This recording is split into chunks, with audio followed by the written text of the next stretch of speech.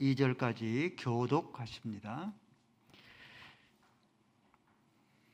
지혜가 그 집을 짓고 7 기둥을 다듬고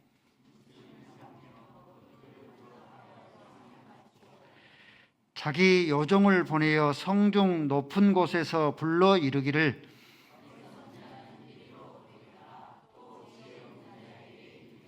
너는 와서 내 식물을 먹으며 내 혼합한 포도주를 마시고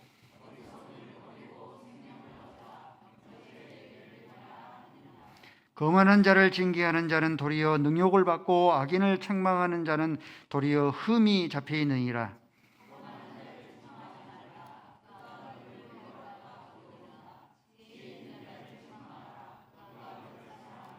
지혜 있는 자에게 교훈을 더하라. 그가 더욱 지혜로워질 것이요 의로운 사람을 가르치라. 그의 학식이 더하리라.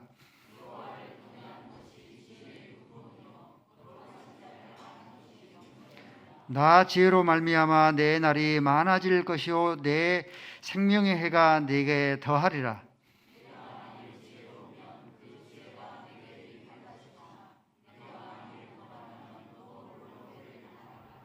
아멘. 아버지 하나님, 무더운 여름 날씨 속에서도 주 앞에 나와서 예배하며 하나님의 말씀을 경청하게 하여 주셨사오니 감사함을 드리옵나이다. 귀 있는 자는 들을지언정 저희들에게 들을 수 있는 귀를 허락하시고 학자의 혀를 허락하시고 학자의 귀를 허락하시사 하나님의 말씀이 불같지 아니하냐 반석을 깨뜨리는 방마이 같은 능력의 말씀 선포되어지게 하여 주셨기를 원합니다. 우리의 영혼의 풍성한 양식의 꼴이 되게 하시고 하나님의 말씀이 내 삶을 살리고 어두운 권정들과 싸워서 승리할 수 있는 권세의 말씀으로 이 시간에도 축복하여 주옵소서. 예수 그리스도의 이름으로 기도 올리옵나이다. 아멘. 옆에 사람과 서로 인사했으면 좋겠습니다. 더우신데 얼마나 수고가 많습니까? 뒤에도 둘러보시고, 오늘 또 날씨가 많이 더워서 그런지 결석이 많이 있는데요. 함께 말씀으로 아름다운 교제를 나눴으면 좋겠습니다. 오늘 나눌 말씀은 지혜가 무엇인가? 지혜에 대해서 살펴보도록 하겠습니다. 잠언서는 지혜를 의인화하고 있습니다. 오늘 본문에도 이 지혜를 의인화하고 있습니다. 1절 말씀에 보니까 지혜가 7 기둥이 있는 집을 지었다. 기둥이 7 기둥이 있는 집을 지었으니까 그 집이 상당히 큰 집이겠죠. 대골집이겠죠. 집을 짓고 짐승을 잡고 혼합한 포도주를 준비해서 여정을 보내어서 사람들을 초청합니다. 사람들을 초청하는데 가진 자, 진 자, 누린 자를 초청하지 아니하고 학벌, 문벌, 재벌 좋은 자를 초청하지 아니하고 어리석은 자를 초청합니다. 지혜 없는 자를 초청을 합니다. 그래서 이 지혜의 초청에 기꺼이 임하는 그런 자들이 2가지 유익을 얻습니다. 첫 번째 유익은 명철을 얻습니다. 어리석은 자가 명철을 얻게 될 것이요 생명이 없는 자가 생명을 얻게 되어집니다. 신약 성경은 예수 그리스도가 지혜가 되신다라고 그렇게 말씀합니다. 누가복음 11장 49절 말씀에 보니까 지혜가 일렀으되 예수 그리스도를 지혜로 말씀합니다. 지혜가 일렀을 때 내가 너희에게 선지자를 보내었고 사도를 보내었지만은 그 선지자와 사도를 너희들이 죽이고 또한 핍박하리라. 예수님을 지혜라라고 말씀했기 때문에 이 지혜의 담지자이신 예수의 초청에 기꺼이 임하는 자들은 어리석은 자가 명철을 얻게 됩니다. 생명이 없는 자가 생명을 얻게 되어집니다. 지혜의 담지자인 예수의 초청에 기꺼이 임하는 이런 자들은 어리석은 자가 명철을 얻게 됩니다. 사도행전 4장 13절 말씀이니까 베드로와 요한이 본래 학문이 없던 자이죠. 이 베드로와 요한이 날 때부터 안진뱅이 된 이런 자들을 일으켜 세우고 솔로몬 행각에서 군중들을 향하여서 백성들을 향하여서 종교 지도를 향하여서 거침없이 말씀을 이렇게 전합니다. 종교 지도자가 이를 보고 깜짝 놀래요. 저들이 본래 학문이 없는 자일 줄 알았다가 모든 백성들을 향하여서 거침없이 외치는 모습을 보고 놀랍니다. 베드로와 요한은 본래 학문이 없던 자입니다. 서기관들은 학문이 많잖아요. 근데 베드로와 이 요한은, 사도 요한은 그러지를 못했습니다. 바리새인들도 학문이 많은 자들이잖아요. 대제사장도 학문이 많은데 베드로와 요한은 본래 학문이 많지 않는 그런 범인이었습니다. 갈릴리 어부 출신들이죠. 이렇게 본래 학문이 없던 그런 자들이었는데 예수께서, 지혜 담지자이신 예수께서 저희들을 부릅니다. 초청하는 거죠. 그래서 예수와 함께 3년 동안을 불철주와 예수님과 함께, 지혜 담지자인 예수님과 함께 먹고 마시게 되어집니다. 그러므로 이들이 예수님이 부활하고 승천하신 후에는 어리석은 자들이었는데 총명 있는 그런 명철 있는 그런 자가 되어집니다. 베드로와 요한이 그 후로부터 이제 초대교회 에루살렘 교회의 지도자가 되어집니다. 사도 요한은 요한계시록을 반면섬에서 받는 그런 이 지혜자가 되어집니다. 뿐만 아니라 이 베드로는 21세기 교회사에서 두 명의 그런 영적인 거물을 들려면 누구를 들 수 있겠습니까? 신약성경에 많은 인물을 들 수 있는데 사도 바울과 또 한 명은 베드로. 영적인 거물이 되어지고 영적인 양대의 산목이 되어집니다. 여러분들뿐만 아니라 특별히 여러분의 자녀들을 영적인 거물, 교회의 그런 지도자, 민족의 그런 지도자가 되기를 원하면은 이 지혜의 담지자이신 예수의 초청에 여러분들이 때를 얻든지 못 얻든지 기꺼이 그 초청에 임하게 되어지면은 여러분들이 어리석은 자가 명철 있는 그런 자가 되어집니다. 또 뿐만 아니라 지혜의 담지자이신 예수를 초청에 기꺼이 임하게 되어지면은 생명이 없는 자가 생명을 가진 자가 되어집니다. 디모데후서 3장 15절 말씀이죠. 디모데를 가리키죠. 너는 어려서부터 성경을 알았나니 이 성경이 예수의 안에 있는 믿음으로 말미암아 구원에 이르는 지혜를 얻게 한다. 구원에 이르는 지혜는 생명을 얻었잖아요.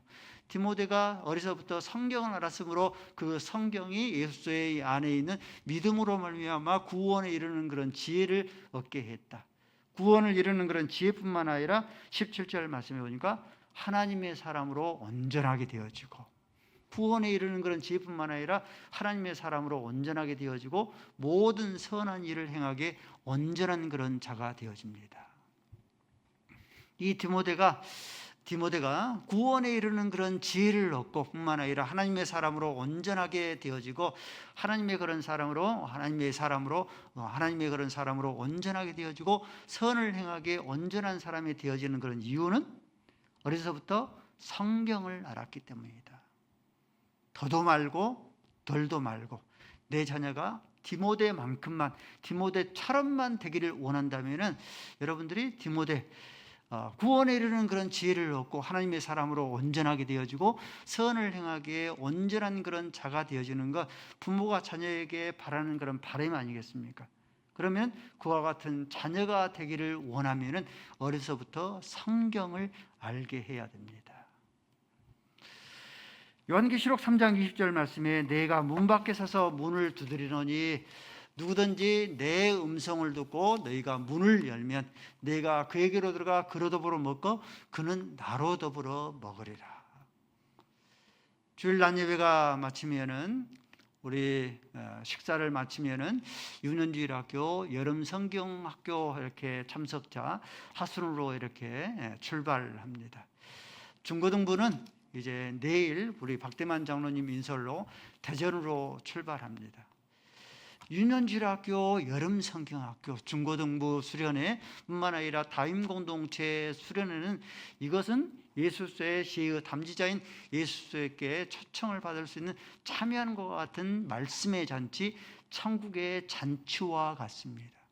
그러므로 만사를 뒤로하고 그 자녀들 가운데, 우리의 다음 세대들 가운데 하나님의 말씀을 그들의 심장 가운데 심겨주는 그런 행사의 프로그램이기 때문에, 그러므로 만사를 뒤로하고 우리 자녀들을 함께 예수의 그런 담지자인 예수께 함께 참석할 수 있도록 해야 됩니다. 그러면 그 자녀들이 디모데처럼 구원에 이르는 그런 지혜, 하나님의 사람으로 온전하게 되어지고 하나님의 사람으로 온전하게 되어지는, 선을 행하기에 온전한 그런 자가 되어집니다. 사람은 육체와 영혼으로 하나님께서 지으셨습니다. 우리의 육체가 건강하려면은 우리의 육체의 양껏, 우리의 육체의 그런 양식을 먹여주면 건강하죠. 근데 사람이 아무리 육체가 부족함이 없고 풍족할지라도 영적인 양식의 말씀이 심겨주지를 못하면은 그들은 공허한 그런 삶을 살게 됩니다. 철부지가 되었던 그런 자녀들이 반드시 사춘기가 접어들죠. 사춘기가 접어들면은 이 이성의 눈을 뜰 뿐만 아니라, 가만히 나오십시오 여러분들, 어떤 것도 눈을 뜨냐면은 영적인 세계도 눈을 뜹니다. 자녀들 가운데 그 생각을 해요. 내가 어디서 와서 어디로 가는가 하는 그런 영적인 그런 이 방황 가운데 있습니다. 그러할 때에 하나님의 말씀이 그들 가운데 심겨지지를 못하면은 이들 가운데서 공허한 그런 인생이 되어집니다. 아모스 8장 11절 말씀이에요. 이 백성이 물이 없어서 기근이 아니고 기갈이 아니고, 이 양식이 없어 기근과 기갈이 아니라 하나님의 말씀이 없어 기근과 기갈을 당하게 되어집니다. 이 마태복음 22장 말씀을 보니까 임금이 혼인잔치를 배설을 하고 고관 대적들을 초청을 합니다.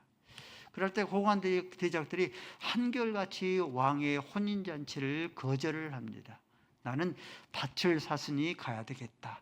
나는 이 소를 샀으니 가야 되겠다. 장가 들었으니 가야 되겠다. 임금이 저마다의 그런 왕의 초청을 거절하는 것을 보고 임금이 노하여서 저들을 데려다가 바깥 어두운 데 내어 쫓으라. 거기서 슬피 울며 이를 갈미 있으리라. 어떤 말씀입니까 여러분들? 제 담지자이신 예수께서 영적인 그런 먹거리들을 풍성하게 준비해서 저와 여러분들을 끊임없이 초청하는 것이죠. 저마다 핑곗거리로 거절하는 겁니다. 바쁩니다. 힘들어요. 다음에 참석할게요. 그러면 어떻게 되어져요? 그렇게 되어지면 어리석은 자가, 지혜로운 그런 자가, 명철 있는 자가 되어지를 못합니다. 생명 있는 자가 될 수가 없습니다. 결국 어떻게 되죠? 바깥 어두운 데 내어 쫓겨서 거기서 슬피 울며 이를 갈미 있게 되어집니다. 따라서실까요? 예배를 회복시키자. 기도를 회복시키자. 나로부터 시작하자. 행복한 교회가 힘이 써지려면 예배가 회복되어지고 기도가 회복되어지고, 그 예배의 회복과 기도의 회복이 나로부터 시작이 되어져야 합니다. 우리 행복한 교회 모든 성도들은 이 뜨거운 여름 속에서도 저마다 자기 맡은 자리에서 최선을 다해서 섬기는 것을, 내 수고와 내 인내를 안다. 하나님께서 알고 계십니다. 하나님께서 알고 계시는데 나 혼자 골방 기도에 힘쓰는 것 유익이 되어집니다. 나 혼자 경건 생활에 힘쓰는 것 영적인 유익이 되어지죠.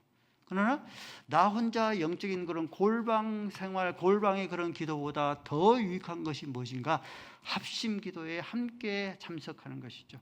나 혼자 경건 생활에 힘쓰는 것도 유익되지만은 더욱더 유익되는 것이 함께 합심하여서 경건 생활에 힘쓰게 되어지면 더욱더 유익을 얻습니다.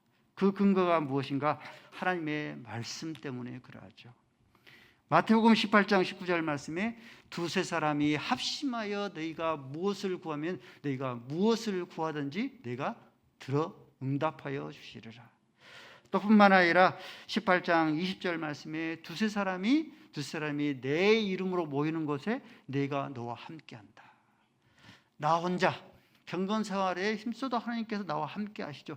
특별히 두세 사람이 내 이름으로 모이는 곳에 내가 너와 함께 하신다 말씀했기 때문에 너희가 두세 사람이 합심하여 무엇을 구하면 무엇을 구하든지 응답해 주신다라고 말씀했기 때문에 이 말씀의 근거 때문에 그래요. 나 혼자 때문에 나 혼자요 골방 기도에 힘쓰면은 영적인 그런 능력이 달랑 한 가지만 그렇게 하나만 나타납니다. 그러나 합심하여서 합심 기도하고 합심하여서 경건 생활에 힘쓰게 되어지면 그 시너지의 효과가 30배, 60배, 100배로 일어나게 되어집니다. 무엇이 지혜입니까? 박사학위를 취득하는 것이 지혜가 아니고 어렸을 때부터 조기 교육을 시키는 것이 그것이 지혜가 아니고 지혜의 담지자이신 예수 초청에 기꺼이 모든 것을 뒤로 하고 때를 얻든지 못 얻든지 담지자이신 예수의 초청에 같이 임하는 것, 이것이 지혜예요.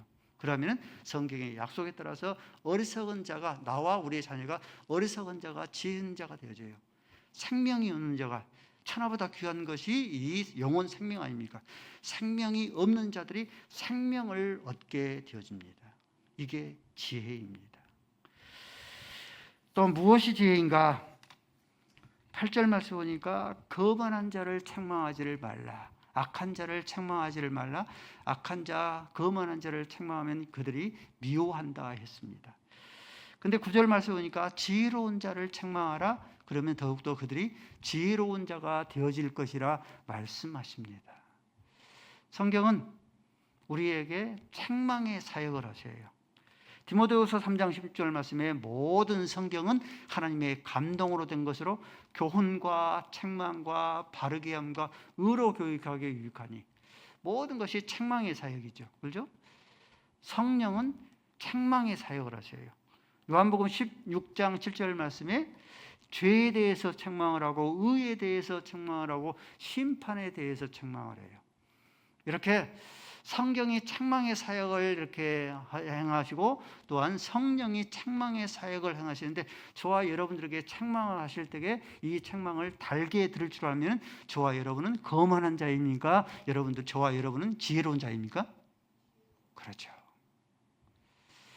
하나님의 책망을 싫어하다가 망한 인물이 있어요. 대표적인 인물이 가인이죠. 가인이 자기의 동생 아벨을 죽이고 하나님께서 회개할 기회를 주기 위해서 내 동생 아벨이 어디에 있느냐, 회개했으면 그가 구원을 얻었을 거예요. 그러나 내가 아벨을 지키는 자이니까 안색이 변해서 이 안색이 변하고 그가 하나님 앞에 혈기를 바를 만큼 하나님 앞에 그 책망을 싫어합니다. 그러므로 이 가인이 저와 여러분은 여자의 후손이죠. 그러나 이 가인은 사단의 후손, 뱀의 후손의 그런 우두머리가 되어져 버립니다. 부모의 그런 책망을 싫어하다가 망한 인물이 있습니다. 옴니와 비니아스죠. 옴니와 비니아스가 하나님께 드리기 위해서 재물을 갖고 오는데 그 재물 가운데 좋은 것, 값진 것을 먼저 취합니다. 회막에서 수정하여 받들어 섬기는 이 여종을 겁탈합니다. 엘리 그 아버지가 이 옴니와 비니아스를 불러요. 너희들이 어찌하여 그리하였느냐? 하나님 앞에 죄를 범하면은 너희가 사함을 받지를 못하리라. 책망을 달게 해드려야 하는데 그 책망을 마음속에 새기지를 못합니다. 결국 옴니와 비니아스는 전쟁에 나가서 죽임을 당하고, 아버지 엘리도 목베가 부러져서 죽임을 당하고, 옴니의 아내도 난산으로 아이를 낳다가 난산으로 죽임을 당하고, 이스라엘 군대도 블레셋과에서 그런 싸움에다가 전쟁에서 패합니다. 영적인 그런 멘토의 그런 이 책망을 듣기를 싫어하다가 망한 그런 인물이 있습니다. 누가 생각납니까? 사울 왕입니다. 하나님께서 사울 왕에게 명령하시기를 모든 아말렉을 진멸하라라고 말씀합니다. 근데 사울 왕이 이 아말렉을 진멸하지 않고 아말렉의 왕 아각을 살려줍니다. 살찐 짐승들을 다 살려놨습니다. 네가 어찌하여 그리하였느냐? 하나님 앞에 제사를 드리기 위해서 그리했다라고 변명 핑계합니다. 네가 나를 버렸으므로 나도 너를 버려서 왕이 되지를 못하게 하리라. 왕이 되지를 못하게 하는 것이죠.